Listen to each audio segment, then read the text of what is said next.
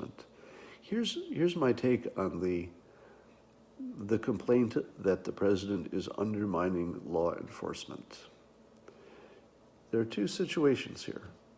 One is if, some or substantially a good part of the things that the president is saying about law enforcement is true. And the other is if none of it's true. If the things the president is saying about law enforcement are true, or largely true, or a big part of it is true, it is completely appropriate for him to criticize them in public from his office of the president. That's just transparent, and we would want that kind of constructive friction. Now, if the president is just making stuff up, and there's not a single thing he's saying about the FBI or the Department of Justice that has any truth to it, and he knows it, that's the important part. If Trump knows he's just making up stuff and nobody has done anything wrong, well, that would be bad. I would say that would not be constructive friction. That would be bad. But I'm pretty sure that the president thinks there's something to it. He may not have evidence for all of it. Some of it is just throwing everything against the wall.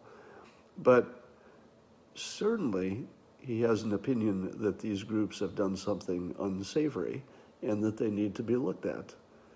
Now, if you tell me that that's bad for our institutions, to call them out for potential bad behavior and demand that we look into it, I would argue that there's no evidence that that's true.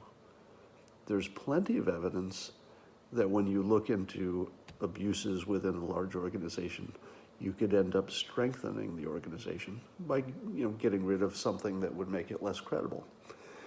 So getting rid of a few bad apples or changing a policy or criticizing them for something they did on one case in particular, maybe something was too politicized, if you can tell me that that destroys the institution of the FBI, I would say that's way too many dots to connect. The FBI is so respected and trusted, at least in general by the public. I don't think anybody in the public believes that the whole institution is rotten. I don't think anybody thinks that. You would need at least some people to think that the entire FBI was garbage and needed to be destroyed in order for any kind of big, constitutional crisis, blah, blah, injuring the institution, etc. But instead what you have is this big body of FBI people that the public in general respects a lot and wants to continue, very much so, because they protect us, right? So that the body of the FBI is completely solid in the minds of the public. What is less solid is some political appointees at the top. Should those political appointees be questioned when there are questionable things going on? Absolutely. Is that bad for the Republic? No, that's good for the Republic. We have a system designed with checks and balances and with creative conflict.